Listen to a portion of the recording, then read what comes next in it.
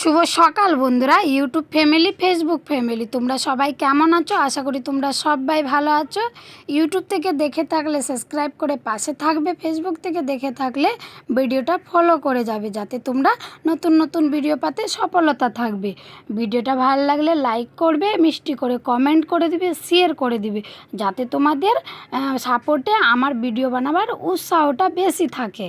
তো যাই হোক, এমনিতেই আমি ভিডিও প্রতিদিনই দিই, ভিডিওতে লাইক ভিউজ না আসছে না, তবু আমি ভিডিও প্রতিদিন তোমাদের জন্য তৈরি করি, অনেক খাটনি করে, অনেক পরিশ্রম করে।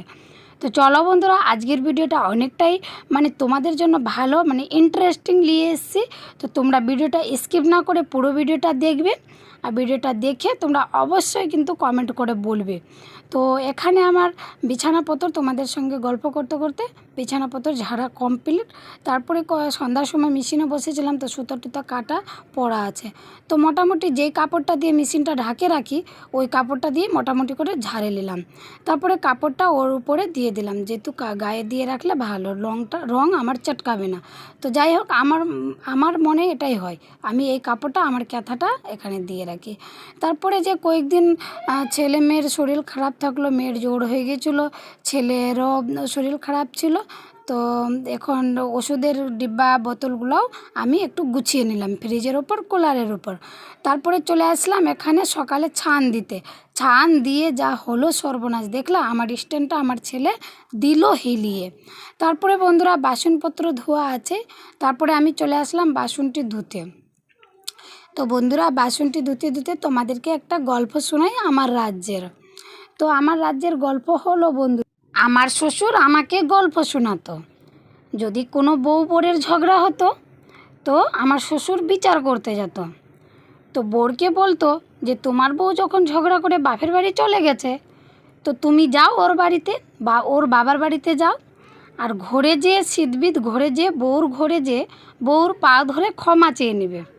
তাতে বউর রাগ ক্ষান্ত হয়ে যাবে, আর তুমি বউকে নিয়ে বাড়ি চলে আসবা।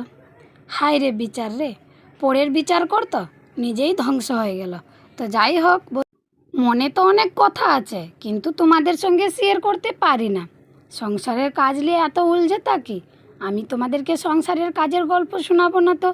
এত রাজনীতি আমার গল্প হয়েছিল বাড়িতে, আর এত আমার শ্বশুর শাশুর কানে আর বই সিনেমা করেছে, আর ইতিহাস রাচাই গেছে আমার বাড়িতে। আমার বাড়িতে তো নিজে যায়নি, আমি বাইর করে দিয়েছি। যাই হোক, গেছে, ভালো হয়ে গেছে। অনেক কষ্ট করে দিন লাগাল পেয়েছি, আর এখন সংসারকে আমার দায়িত্ব হলো আমার সংসারকে আমি গুছিয়ে নিয়ে চলবো। তো বন্ধুরা, তোমাদের সাপোর্টে আমি গুছিয়ে নিয়ে এগিয়ে যেতে পারবো না। তোমরা আমাকে সাপোর্ট করো, সত্যি আমি এগিয়ে যাব। তো যাই হোক বন্ধুরা, আমার কথাগুলো কেমন লাগলো? কথা যদি ভুল হয়ে থাকে, কথা যদি আমি খারাপ বলে থাকি কোনো কথা, তাহলে আমাকে ক্ষমা করে দিও। তো যাই হোক বন্ধুরা, এরকম করে আমি সংসারের কাজ করি, এরকম করে ছেলে মেয়েকে নিয়ে বিরক্ত হয়ে যাই, অনেকটা ক্লান্ত হয়ে যাই। আর আজকে কি না, আমার শরীরটাও ভীষণ খারাপ, তবু আমি সংসারের কাজ করি, কিন্তু করতেই হবে, না করলে কোনো উপায় নাই। তো আমার সঙ্গে সঙ্গে আমার ছেলেও কাজ করতে লেগে গেছে বন্ধুরা, তাতে আমার কোনো টেনশন নাই। মেয়ে থাকলে মেয়েও কাজ করতো, তো মেয়ে তো স্কুল চলে গেছে, আর ছেলে অনেকটাই কাজ করছে। আমি এদিকে বাসনপত্র ধুতে লেগে গেছি, আর ঘরের মধ্যে ওই বোতলে জল ফেলে বা ছান টান দিয়ে আমার কাছে আসলো জল ঘাটতে। তো যাই হোক, জল ঘাটুক, আমি কাপড় চোপড় খেঁচে ফুল পাড়ে নিয়ে আসবো ছাদের উপর থেকে। আমার ছেলে আর আমি চান করে পুজো দিব, দুজনেই সমান সমান কাজ করি আমরা, দেখো ছেলে আর মা মিলে।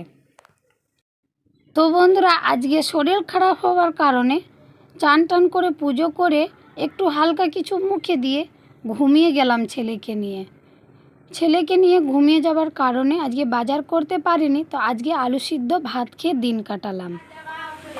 তারপর বন্ধুরা, আমার বাড়ির পাশেই চর্চা হচ্ছে, শিব চর্চা। তো আমি শিব চর্চা দেখতে চলে গেলাম। তো তোমরা শুনো কি বলছে।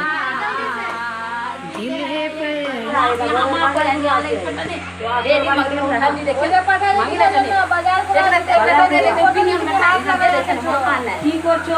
কি করছো? তারপর বন্ধুরা সন্ধ্যাবেলা চলে আসলাম কুলারে জল দিতে, যেহেতু কুলারে জল না দিলে কি না ঠান্ডা ঠান্ডা হাওয়া দিবে না রাত্রেবেলা। তো এখানে কুলারে জল দিচ্ছি, আর দেখো আমার ভাগ্নি আর আমার ছেলে কি করছে। তারপরে বন্ধুরা আমার ছেলের আধার নতুন করবে, মানে বাচ্চাদের আধার নতুন হচ্ছে। তো আমি ভাবলাম কেন না আমিও করে নিই আমার ছেলের আধার লিঙ্ক। তো লিঙ্ক আমার নিল, মানে ফিঙ্গার আমার নিল, আমার ছেলের আধার হবে। তো যাই হোক আধার লিঙ্ক করে নিলাম। সবাই ভালো থাকবে, সুস্থ থাকবে, আবার দেখা